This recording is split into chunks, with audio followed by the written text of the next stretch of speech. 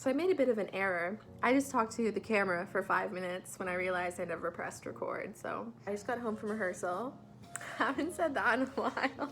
So I walked in and I saw Molly in the space, and I honest to God thought I was gonna cry. It was just so surreal being back in the building and actually being with people. I had my mask on for the whole of my rehearsal period today. So that was 4.5 hours for me because I got let out a half hour early. It was challenging having my mask on because of facial expressions, projection, breathing in particular scenes that heavily rely on it. But nonetheless, I was very blessed to be able to be in the space and couldn't be happier. Clearly you can see that I can't wipe the smile off my face. Moving from my bedroom into a very large space, it was a huge adjustment. There was so much more to play with, but at the same time, I had gotten used to being in such a confined space, and I had gotten used to my character in such a confined space that I was almost like, I don't know what to do with all this room. I just needed a hot minute to get adjusted and get familiarized. And it got better as we went on, and so tomorrow it will continue to get better, so I'm excited. But it was just crazy that I'd found myself becoming adjusted to the small space that I'm used to rehearsing in, and now all of a sudden when I'm given all this room, I almost don't know what to do with it. So I have to kind of think of it in the context of what would my character do if this was now her space. And then I'm like, I think she'd be kind of mind-boggled by it. I just got home from rehearsal.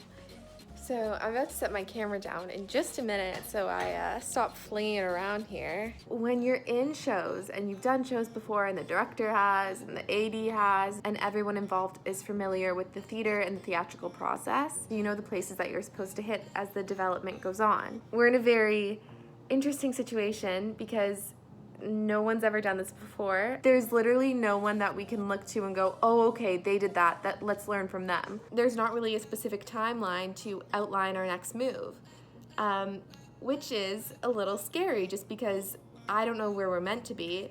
I don't know where we should be in the future. I'm just hoping that by the time it gets to opening night, I'll be feeling solid. And I have a lot of trust in the process that we will get there. I have a lot of faith in everyone involved. Throwing yourself 100% into every project you do. That's the work of an artist. You truly have to do that. Wow, so I just got home from Q to Q. Something David said tonight that I think would just be great to start off this vlog with. So during Q to Q, it's mainly for our stage manager, Peter, who's also a student, to get used to running cues and figuring out when he's meant to call cues and that kind of thing. He's never been in the position of a stage manager to call cues before. Of course, he's been involved in the theater and he's been an assistant stage manager before, and he's a wonderfully trustworthy human that works insanely hard. I can't speak enough to how much I adore Peter and how I would put my life in his hands. Back to what David said. He said something along the lines of, usually when a student is working as a stage manager for the first time, calling all their cues, they have all these professionals around them who know what they're doing, but in this case, all the professionals around him are also doing something for the first time, and it's a lot of patience, but I'd say we're all pretty happy to be patient to get the show where it needs to be. I know I certainly am, so I will wait for hours on end. Q to Q are the longest days you will have. So essentially it's lighting, sound, tech to be put into place. This show, especially because it's on Zoom, we have so many more things to figure out. Now there's also cues for turning people's cameras on, turning people's cameras off, turning people's mics on, turning people's mics off, all that jazz and more.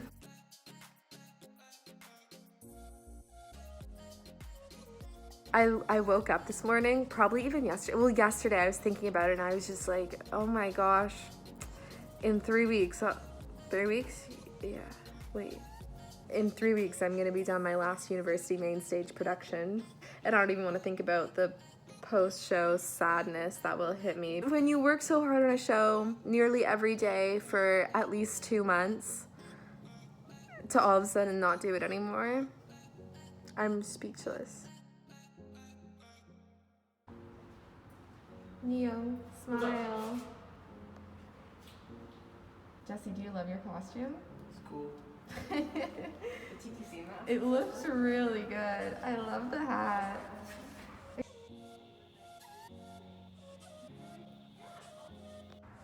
So I'm at the Maryland. We just finished rehearsal and I'm waiting for my ride, so I thought this would be the perfect time to do a little bit of a vlog. We did a full run tonight, like with no pauses.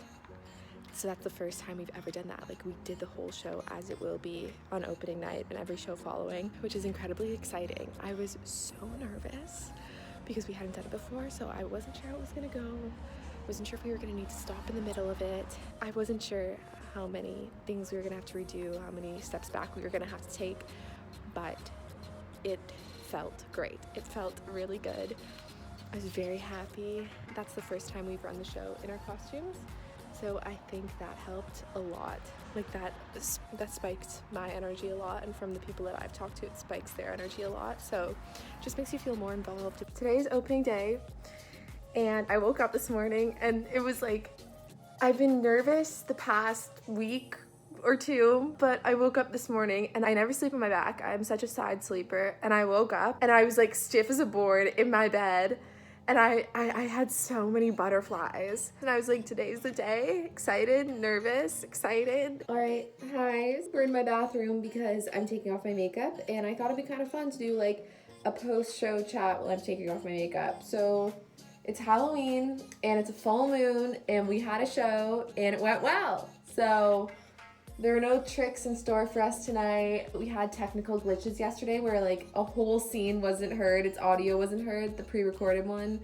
So today we didn't have any technical glitches as far as I know. Oh wait, we did, yes, and it was me, but they weren't apparent. For the whole first half of the show, my earbuds were lagging to what everyone was saying, so on the projection I could see their mouths moving, and then probably 3 to 5 seconds later, the audio would come in. So I knew I would get confused if I tried to use their mouths as my cue. So I waited for the audio, but then I was really conscious of the fact that I was probably causing pauses and I was probably cutting people off. But during intermission, I told David and Peter, and we fixed my earbuds so they were up to date with what everyone was saying. And David told me that you couldn't tell I wasn't like causing a kerfuffle. Aside from that, there were no technical issues, and because that wasn't apparent, there kind of were no technical issues. And then the acting was also really good. So last day was opening, and I was really nervous because of course it's opening. And then with all the adrenaline, I find I perform better when I have adrenaline in me. I always like when people come on opening because I feel like I perform better with all the adrenaline. But at the same time, that's when the glitches tend to happen. But tomorrow, one of my best friends, who actually, she goes to university in England, and she hasn't seen me perform anything since high school. That's the great thing about this show. Molly's actually from the UK, so she has people in the UK that are finally able to watch shows that she's a part of, and my best friend in the UK is finally able to watch me. Hi everyone, so I'm back editing, and this is gonna be my final conclusion for Behind the Scenes from Execution Vlogs. I'm not going to say too much because Aseni and I actually filmed today a discussion between ourselves that will be posted. We talk a huge amount there about the show and its secrets and all our thoughts and other things, lots of fun things that will be posted shortly after this vlog. So I wanted to keep this conclusion short and sweet and just say that this process has been a whirlwind, a very crazy, lovely whirlwind.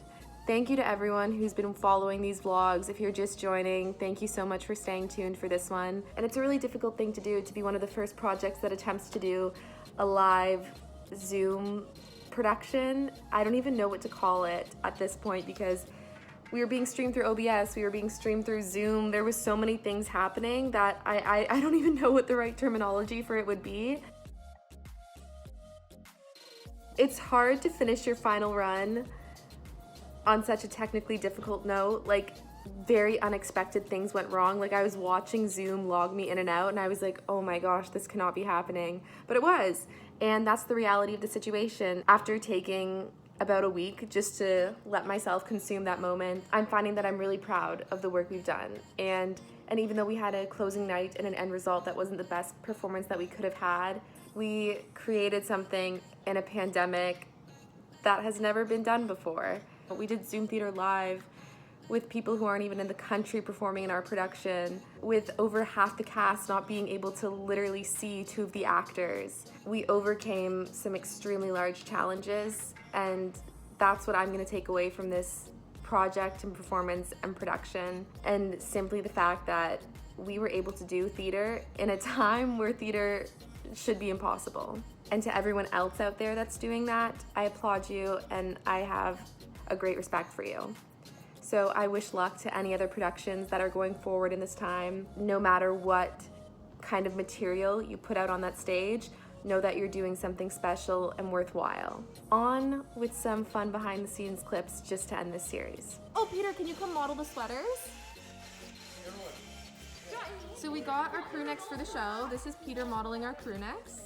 Main stage on the back, the logo, silhouette, and it says scenes from an execution. Fun fact, our news story we got labeled scenes from an extinction, which we are not. How do you guys feel second last night? These are all the seats that would regularly be pulled out if you were doing a show, and now they're all up against the wall. Alyssa and I are going on a walk. Alyssa needs to get Jesse's juice box because Jesse's character drinks juice throughout the show, and he has a million juice boxes. Jesse's favorite juice is the apple grape one.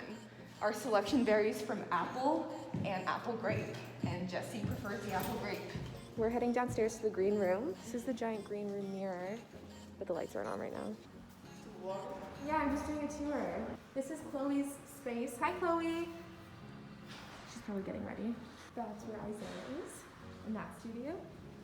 And in this studio are Sammy and Celine because they're in the same bubble. Coming down the hall are Sammy and Celine because they get a whole rack of costumes. See you on screen. We have Molly at table 1. Hi, Molly. Hi. Hi, Peter. Camera A. That's David's desk, Alyssa's desk, and camera B. I'm in the theater with Molly and Peter, and last night Brian kind of hinted at us that we could take a toy. He didn't explicitly say we could take a toy, but he basically said no one was gonna count them if we took one. So we're all kind of deciding what toys we want to steal. I'm sure if you saw the show, you saw all the toys in the show. Here's the basket full of toys. There's so many toys. Look, we found a bug toy. You did? You made them? I'm sorry for breaking all of them. Yeah, I know. I was going to say something to you, but I won't. I'm sorry. It took a while, but time heals all. Alyssa and I got to come down to the green room because I have a prop here from last year that I needed to pick up. This is where Taya performs, and this is where Jared performs. So these are usually dressing rooms, but this is their performing spaces because they got permitted to be in the Maryland. I'm upstairs through the ceiling. Oh, what's your favorite line in the show? Oh, I can't forget. No, don't do it right now. Alex, do you have one? Much mutiny down at the docks. That one's mine.